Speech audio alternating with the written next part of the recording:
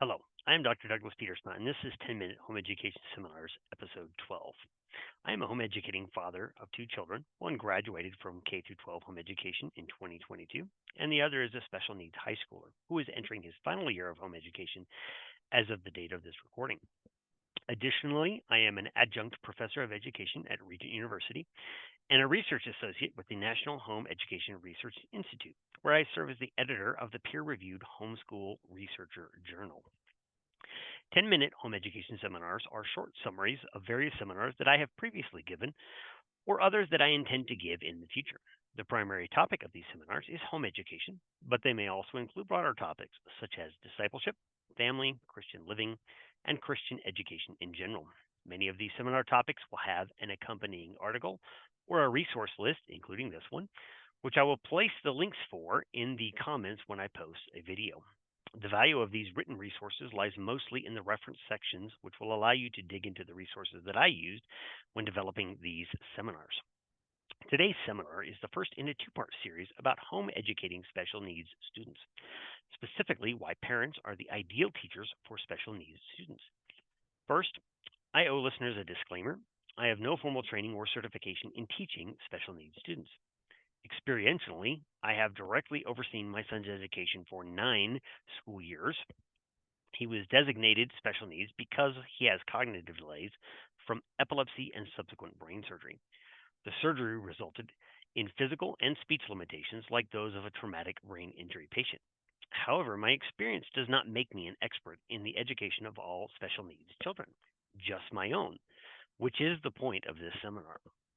Dr. Stephen Duvall stated, a growing body of evidence indicates that home school students with special needs may outperform their similarly disabled peers who attend public schools.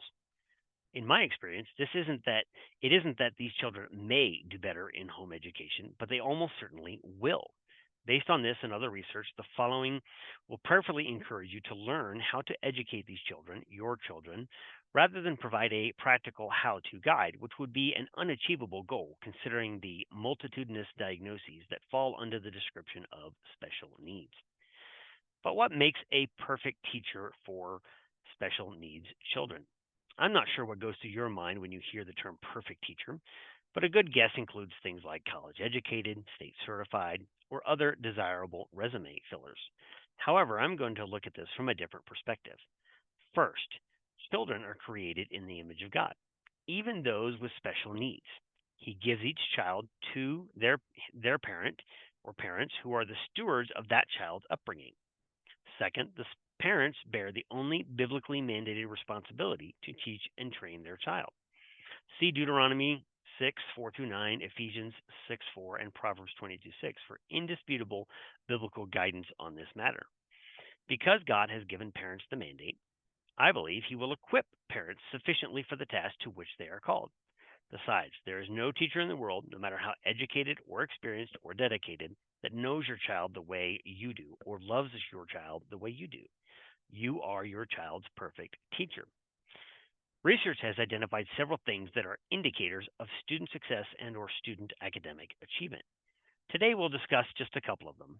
And the first one is academic engagement time, sometimes abbreviated AET.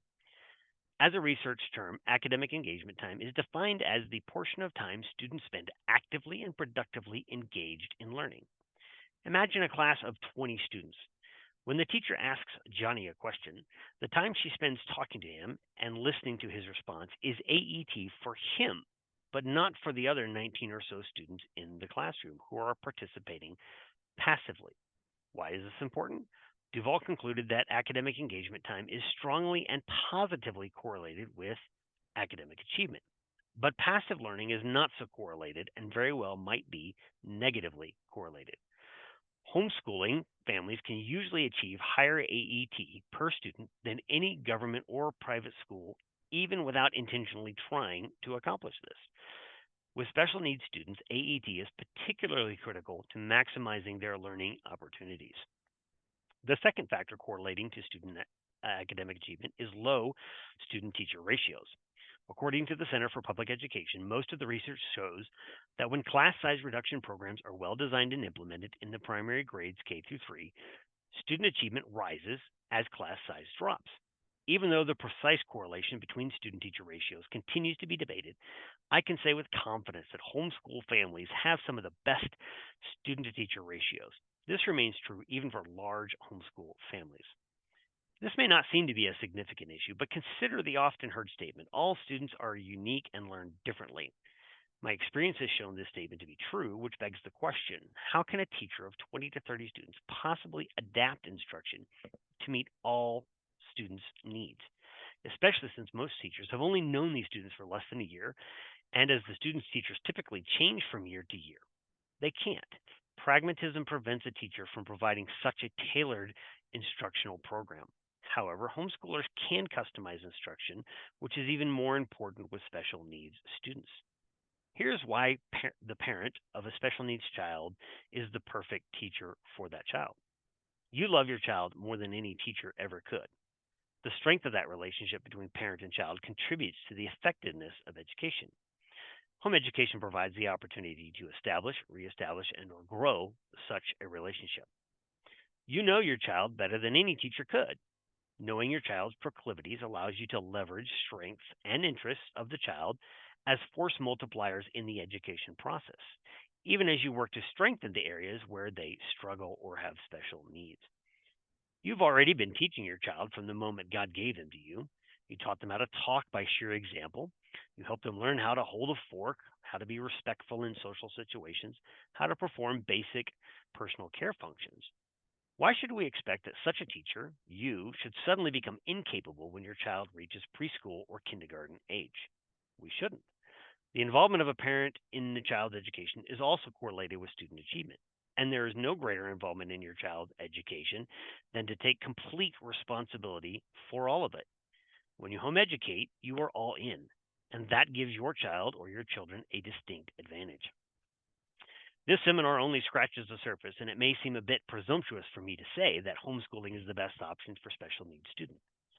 But the data clearly point to the fact that homeschooling methods are optimum means for student achievement, even when applied in a traditional school setting. Also, my experience with government school special education leads me to believe that even though there are dedicated special education teachers in the system itself is not set up to optimize student achievement. If you try to make the system do what you believe it should be doing, you will encounter opposition. Home educators can accomplish quite naturally, often without any conscious effort at all, that which the institutional schooling system tries to accomplish with costly and grandiose programs, though they have constantly failed in these efforts. My prayer is that you will know God's calling for your life to be your child's educator. With a commitment to this calling and following the leadership of the Holy Spirit, every Christian parent can ensure the biblical education of their children. This will help them to reach their God given potential and live out God's purpose for their life, regardless of their learning ability. In the next seminar, the second in this series, I will discuss why home education is the perfect way to educate special needs children.